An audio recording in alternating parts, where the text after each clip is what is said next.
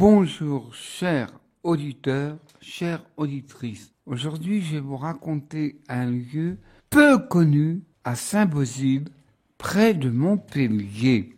À l'époque du 19e siècle, les vignerons avaient une grande maladie qu'on appelle le phylloxéra, la maladie de la vigne. Et aussi, cette région avait abandonné la croyance en Dieu. On allait peu à l'église. Et voilà qu'un jour du 8 juin 1873, Auguste Arnaud travaillait pour le compte d'un patron. C'était dimanche, il s'était levé à 4 heures du matin et allait piocher sa vigne. Eh oui, et il dit « Ah, ma vigne n'a pas été attaquée, la maladie n'a pas été atteinte. » Et il a soigné, et il a bichonné. Ah, c'était tout son rêve. Puis aussi, il fallait bien arrondir les angles. Voilà que vers 8 heures du matin, il s'assied, prend le casse-croûte et aussi fume sa pipe. Tout d'un coup, sans savoir le pourquoi ni le comment, il vit une nuée de lumière. Et il vit une dame. Et lui dit, Arnaud, vous avez quitté la religion et tout. Je reviendrai le 8 juillet pour vous remercier de rechanger la croix qui est toute abîmée. Faites-le. Et elle disparut. Elle lui avait dit, vous direz à votre père et à monsieur le curé ce que vous avez vu. Il en laissa son travail, ses outils de travail, et il alla vite voir son père. Et papa, ouais, piston, qu'est-ce qui se passe? Tu me croiras pas? J'ai vu la Vierge qui m'a demandé de restaurer la croix. Oh, le grand-père était croyant. Allez, tu viens avec moi, on va le dire au curé. Le curé, comme sont tous les prêtres, ils doivent avoir grande prudence et c'est normal. Cependant, les gens affluaient par ce bout de terrain de vigne. Mais quand on est paysan, on respecte la terre et on fait un petit détour. Et même de ses économies, il put planter une nouvelle croix. Et voilà qu'arrive le 8 juillet. Il continue, bien sûr, d'entretenir sa vigne. C'était à peu près 8-9 heures du matin. Tout d'un coup, il a le regard fixé, tout blême, mais ce que les gens ont vu, il alla si vite qu'il passait au-dessus des vignes. Ça, c'est un témoignage que les 500 personnes ont tous vu. Et là, elle lui apparaît et lui dit, il ne faut pas travailler le dimanche. Et aussi, il faut fêter la Saint-Antoine le jour où ça tombe. Alors, je tiens à vous dire que Antoine Padoue, sa fête est le 13 juin. Et puis, elle m'a dit aussi de faire procession. Et elle disparaît. Bien sûr, comme dans toutes les petites et grandes apparitions,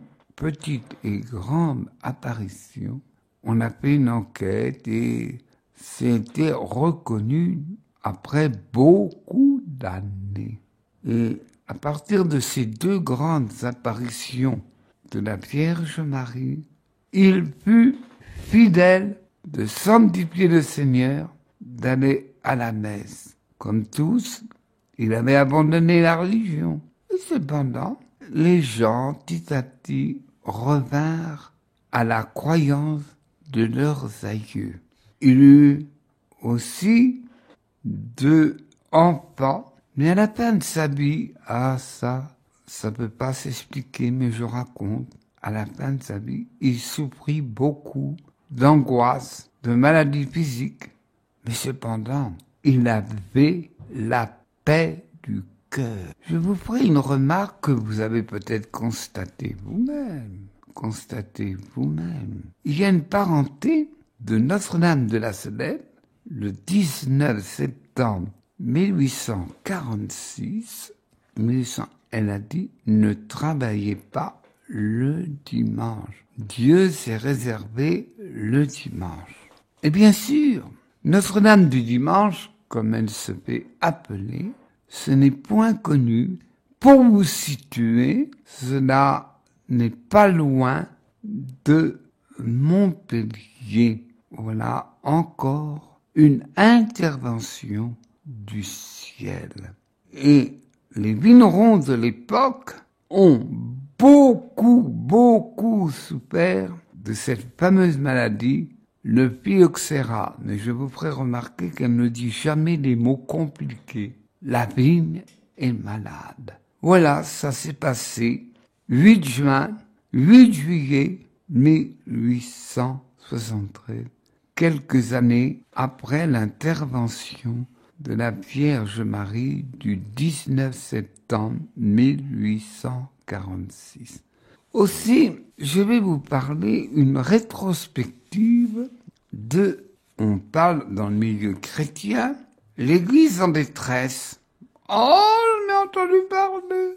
Il est né vers Priège, je le dis mal, le 17 janvier 1913, près de Amsterdam, et fut rappelé à Dieu le 31 janvier 2003. Son père et sa mère étaient instituteurs. Il eut des frères et des sœurs. Aussi, un jour son père le corrigea, dit sûrement une petite bêtise ou autre, et il dit « Mais papa, tu étais très sévère avec moi !» Son père lui dit « Je ne veux être injuste avec aucune. Et toi, tu es le fils d'un instituteur, et je veux plus que les autres que tu donnes l'exemple. » On apprenait à cette époque une éducation virile. Et de son éducation, son père, attention, on n'est pas dans notre mentalité française. Bien sûr, on faisait l'enseignement religieux, on faisait la prière, et son père, secrètement, pria avec son épouse pour que ses enfants deviennent religieux. 1914, 18, alors le pays d'Hollande à l'époque était neutre et pourquoi, je ne sais pas trop. Cependant, les enfants grandissaient, ils ont même été universitaires 1932. Mais 32, 33, ça bougeait dans l'Europe, ça bougeait. Grande persécution en Espagne des chrétiens. Ce qu'on appelle, à mon avis, c'est une erreur, la guerre civile d'Espagne. C'est pas tout à fait ça, mais je vous fais une rétrospective de l'histoire. Le communisme fait rage en Russie et aussi le national-socialiste monte en Allemagne, ce qu'on appelle chez nous le nazi. Cependant, lui, comme son frère, avait une vocation religieuse. 21 ans. Et que veut dire le nom de Frère combattant pour la paix? Et son œuvre a commencé après la Deuxième Guerre mondiale. Et pourtant, tu as l'air de prendre. Il était très malade, et même son supérieur de Tongerlo lui dit « tu es malade, eh bien tu restes avec nous et je te prends comme secrétaire. » Alors, il était prévu, mais alors, depuis cette Deuxième Guerre mondiale, il était plus qu'on ne le pensait, plus un grand voyageur et un homme, Winfrich, qui a levé les cœurs et qui a suscité au cœur des chrétiens des aides. En effet, après la Deuxième Guerre mondiale, où les Allemands ont été dans la misère, les villes bombardées. Alors, comme il était en Hollande, tantôt en Belgique, tantôt en Hollande. Il a suscité des chrétiens et à cette époque, le monde était encore bien rural, le monde de la terre. Eh bien, Père Brimpreach, on va élever un cochon qu'on vous donnera. Et ça s'est propagé. Et depuis ce temps-là, à cette époque, on l'appelait le Père Lard. Mais qu'est-ce qu'on appréciait d'avoir de la viande dans ces familles misérables. Et là, son œuvre s'est fondée après la Deuxième Guerre mondiale, qu'on appelle aujourd'hui encore l'Église de détresse. En effet, on va de partout à travers le monde où les chrétiens sont persécutés, où les chrétiens sont ruinés.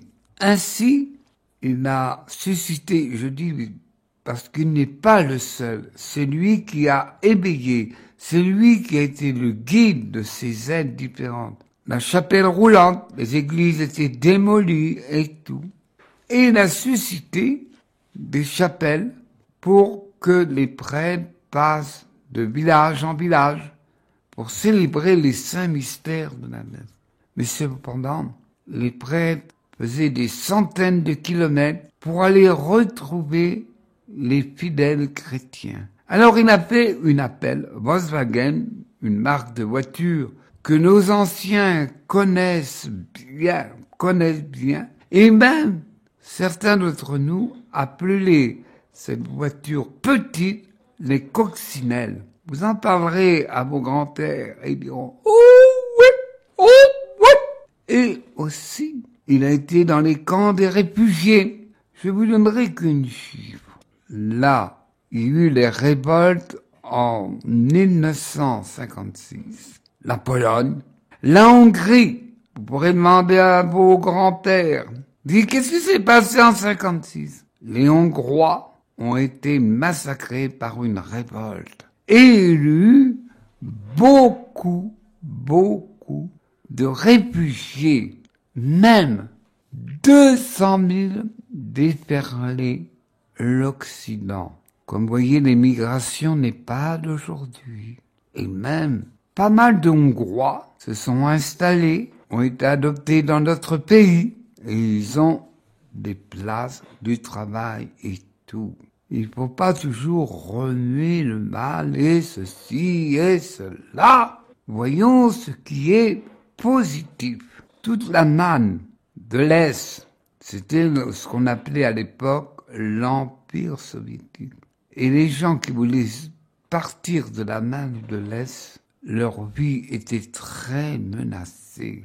Aussi très surveillée. La manne de l'Est, dès qu'on a gagné la bataille, mais je vous donnerai pas les accords de Yalta, parce que c'est loin, mais toutefois, on a fait un marchandage avec Staline, Roosevelt, Churchill, où on a séparé l'Occident avec la Russie qui a pris tous les pays de l'Est, entre autres la Tchécoslovaquie, la Hongrie, la Pologne, la Roumanie. Les pays sont tellement, il y en a tellement, mais cependant, lui, le père, Brimpreach, appelait encore appel aux gens pour secourir ces chrétiens. Et même un jour, un officier russe lui dit, nous sommes l'élite de Satan, mais vous, êtes-vous vraiment l'élite de Dieu? Ah, c'était une époque dont on sort aujourd'hui les documents où on raconte l'histoire. Aussi, Brimpreach, il y eut des révoltes, comme je vous ai dit, et même, puisqu'il était aussi un grand pays chrétien qui n'y est plus aujourd'hui, veiller des prières sous la pluie à l'ambassade de l'Hongrie à Bruxelles. C'était horrible. Un homme qui s'est fait prendre de grande envergure résistante, il a été 15 années en prison. Un grand monsieur. Mais son œuvre ne cesse pas. En Hongrie, ceux qui étaient les ouvriers dans une usine devaient assister aux réunions, tandis que chez nous, c'est pas obligatoire. Et un homme n'était pas venu. Monsieur, on ne vous a pas vu hier soir à la réunion. Vous êtes encore un catholique, vous. Eh bien, vous serez licencié. Il n'y avait pas les droits sociaux, les avantages sociaux que nous avons aujourd'hui, pourvu que ça dure comme les impôts. Et il a fallu que le père Bonnepré aide ces gens sans abri et sans pouvoir nourrir les enfants. Mais toujours, il y a des misères en ce monde. Une qui est encore plus célèbre de notre côté, vers les années 70. Et vous vous rappelez d'un grand écrivain, Jean-Paul Sartre, où là, après que les Américains sont partis, surtout du Vietnam, il y eut des refuges. De Boyplot, où ceux qui voulaient se réfugier prenaient des barques sommaires, ils se réfugiaient, ils ont été accueillis en France et aussi, Bonnepré se sollicita encore le cœur des gens, Et on se rappelle que Jean-Paul Sartre a fait une grosse demande qui a été reconnue par les autorités de l'État à l'époque, et ça s'appelle Boyplot. Aussi, mais la misère continue. En Amérique du Sud, Cuba, Amérique du Sud, les Andes, et il était toujours là.